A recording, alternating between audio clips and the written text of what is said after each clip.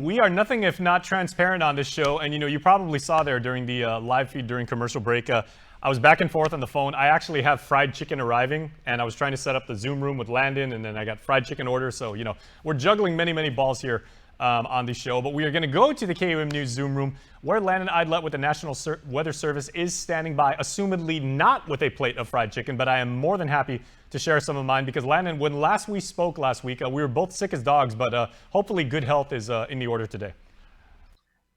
Well, I got potato stew. That's close as I can get to a fried chicken. There is some chicken in here, but it's not fried, unfortunately. Nice. So, but we are doing better. At least I am doing better. A little bit of congestion still, but definitely feel a lot better than a week ago. It's the good, okay, yeah. Well, let me say, how would you line up like maybe the way the weather was forming last week with these big showers and the sheets of rain and hot and then rainy and hot and rainy, and the typical person's congestion level? It seemed like both lined up like very symmetrical.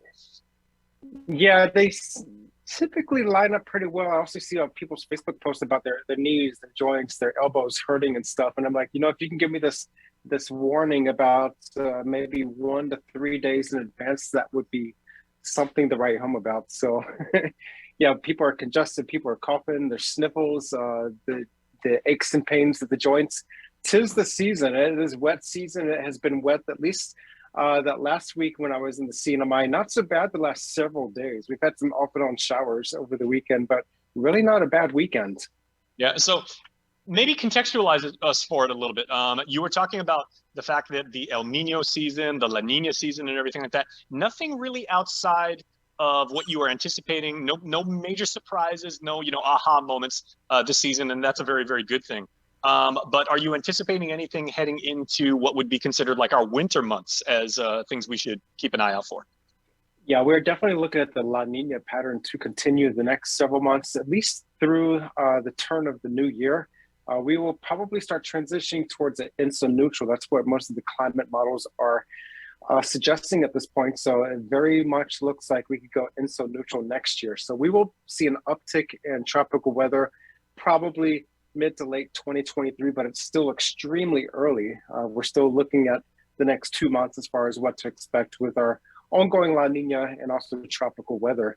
And while there's no threats for us here in the Mariana Islands, we are looking at the next system possibly developing to our west. And let me turn that over right quick. Joint Typhoon Warning Center, nothing on their forward facing public page right now. No suspect areas that are rated low, medium, or high for development. But we are watching Invest Area 93W, and I'm going to flip my satellite on right quick. This is that broad circulation well west of us. This is influencing the weather at Yap and Palau at the moment. Lots of showers, thunderstorms, and brief gusty winds are prevalent across the Western Micronesia region. Let me brighten up this display just a little bit. Those green lines, if you see those on the chart, those are basically the surface streamlines, which means this is a typical wind flow across the region. You can see this broad circulation right there, which is Invest Area 93W. That is currently rated as sub-low, which means that development is not likely. But most global forecast models do pick up on the circulation and eventually do something with it. And that means it could intensify into a tropical depression or tropical storm, possibly later this week. Right now, we're not looking at those indications in the next couple of days, but it's going to be more of a monsoonal type influence for Yap and Palau down here. So if you have friends and family in Yap and Palau, we do have a special weather statement in effect now for all of Yap State for basically the heavy showers and thunderstorms and the gusty winds across the states. I'm actually working shift today, so we may be extending that special weather statement to include Palau. We're going to be looking at the conditions there in the next 48 hours and see how this circulation here is going to be influencing the weather across Yap and Palau. So there's a closer look at both of those areas. It's just soupy down there, but it's all west of us. And so it's much drier near us with more of a typical trade wind flow across Guam and the CNMI. There we are right there in the middle of the screen. Just some spotty showers and abundant sunshine. This is going to be the case at least through tonight, Tuesday, and then Tuesday night. Not so much sunshine overnight, but more in the daytime. But we're going to see more showers come through Wednesday night, Thursday, and Friday for the end of the week because of this next feature down here near Pompey and Chuk State. This is another surface trough that's going to be eventually working its way west-northwest, will give us more showers from the southeast, and that's going to be basically the last half of the week.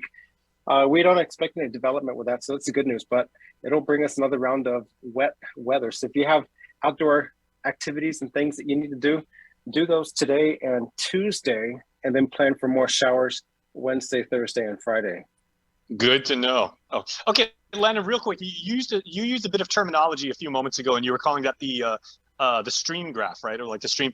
Can you? What is actually is a slipstream? Because I remember hearing that term like a lot when I was kids, and I remember there was a pilot of one of the GI Joe, like the reverse wing fighters, and his name was Slipstream. I thought that was like the coolest code name ever. But what exactly, in weather terms, is a slipstream? Well, let's see. It's a slipstream is basically it's the region behind a moving object. So if you think of like a rock sitting in a stream, and you have the water going downstream, it goes around that rock, and then you have kind of the stream or the wake of it behind it. And we see that in anything that's really fluid. And so we don't use it too much in this office in an operational sense, as opposed to streamline. And so we like to look at those streamlines. We do the hand analysis on our forecast charts. We do the hand analysis of the winds from the satellite based polar orbiters, and that gives us the wind's direction on the surface of the water. And so we look at that twice a day, every day as that data comes available. We also compare it to what the models are putting out on the charts. And so we want to see where the models are handling situations well, how they initialize. So if a forecast or the forecast model showing a circulation there, but in actuality, the actual observations show it over here, we know the model's not doing too well initially. And so we want to see that initialization between the model and the observed data. Gotcha. Okay, so maybe it's one of those things like, like in this show, my coworker Mike, Mike, right? He's a big Top Gun fan. He always says like, "Oh, I just flew through his jet wash." So maybe that's kind of like the same thing. Yeah, and definitely watch out which part of a jet you're going to be walking through, because it can be dangerous. Okay, now on a serious note too, like when I'm looking at that chart, right? What makes those streams tend to curve and then ultimately, maybe like double back upon themselves and then form like those little like cyclonic shapes and everything like that? And are those consistent to those regions, or is that system dependent? Like they'll move around? It's really system dependent. This is nature, or the atmosphere is all a fluid. So it's not just the ocean, but the air itself is also a fluid. So we're looking at the surface streamlines here, right about 1,000 millibars. So just above the surface of the ocean. And we have this broad circulation. This is not always there. It's going to be evolving and eventually moving off toward the west-northwest or the northwest, depending on the large influences. Where you see more of the eastward motions, all these lines that's going east to west, those are more of the trade winds. And so you go down farther into the tropics, we're looking at Chuk and Pompey. Once you start seeing this curvature, let me get my other hand up here. You get that curvature, we call it the right hand rule. So in the northern hemisphere, if you take your fingers and curve your fingers inward, your thumb's pointing up. And so where your thumb points up, that's a cyclonic curvature, or counterclockwise. That's where you have the upward motion, you have the troughing feature. So the winds are curving up and you have that upward motion. That's typically where we see these showers and thunderstorms with these surface troughs. And so this is not so much a bad weather, but it is generating the showers and thunderstorms across Pompeii. And of course, as we've said many times, it doesn't take a numbered or named system to cause problems for any given island. And so we're seeing a lot of showers and thunderstorms across Pompeii State. We also have converging winds up here on the northeast. And so again, when we talk about converging winds, think about traffic at the stoplight. When the light turns red, the traffic converges on that stoplight. But where did the cars pile up? They pile up horizontally along the road. But in the atmosphere, you can go vertical. And so where the convergence occurs, the convergence starts building upward into the atmosphere. And so where we see convergence, you also see showers and thunderstorms. So, I've asked you this multiple times on the show, but, for people that have been inspired by you and, they see the fun that you bring to meteorology. And, there is definitely like science, and there's analysis, and there is obviously there's integration, and you have to have a sense of history about this stuff. But what are some of the key skills that, like, when you're studying meteorology, as you did in school and everything, I'm looking at this, obviously there's a lot of math involved, there's some physics and everything like that. But when you study the meteorological sciences and everything like that, what are some of the key skills that you want to have for kids right now that want to do what you do? Yeah, definitely do your best in school. It's a lot of math and science, especially going through the college years, to get that college degree. And you have to have a Bachelor of Science in meteorology to get a job at a place like the National Weather Service or in a TV station in any of the US cities. Most television stations, they have their own weather department. Most folks in those departments are degreed meteorologists. So you have to do well in school. You have to get that math, the science, the calculus 1, 2, and 3. You don't necessarily have to do well with it, because I did not do well with math personally. I did not care for math at all, but you persevere. Are you stick kidding, to man? it, Derivatives are the best. Oh my gosh, they're the worst. But you strive, you persevere, you keep pushing, you get the tutoring where you need it, and eventually success is yours. And then the next part of the battle is to get the job. Working hard enough for. That's exactly it.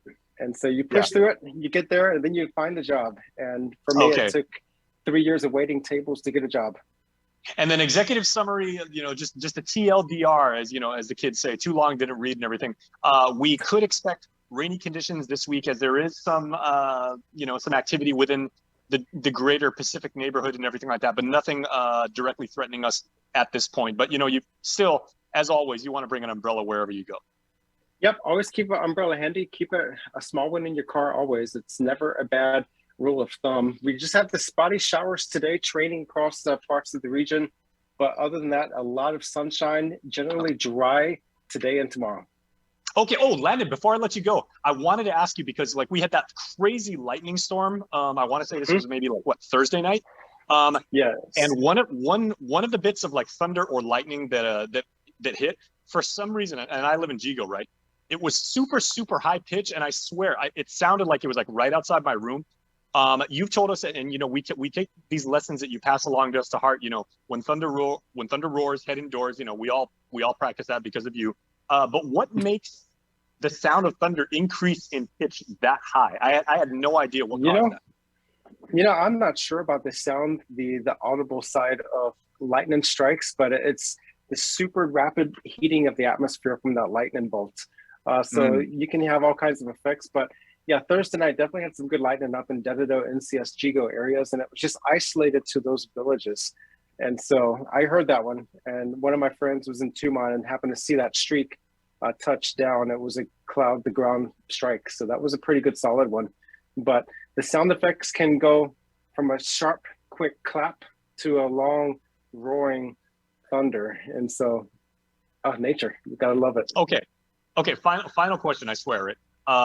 Seeing as how Guam is only 30 miles long by 7 miles wide, with myself up in Jigo, if I happen to hear a very, very loud thunderclap and everything like that, will our friends down in Humatek or, Agate, Haget, will they hear it as loudly as I did? No, they will not hear it as loudly. Does the sonic boom carry that far, I guess is what I'm saying. They can probably hear it as long as the ambient noise around the village is pretty quiet. There's no loud noises. They'll probably hear that strike from Dededo or Jigo, but it won't be as loud. It'll be more of a softer, dampened rumble.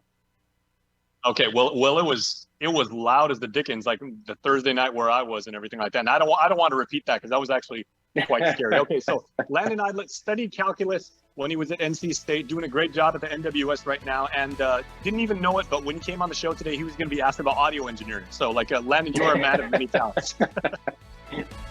Audio is not my forte. well, you are a musician, so you're good in that regard. But hey, we appreciate it, man, and we will talk to you very soon. Talk to you very soon, Jason. All right, and we will talk to you on the flip side of this break.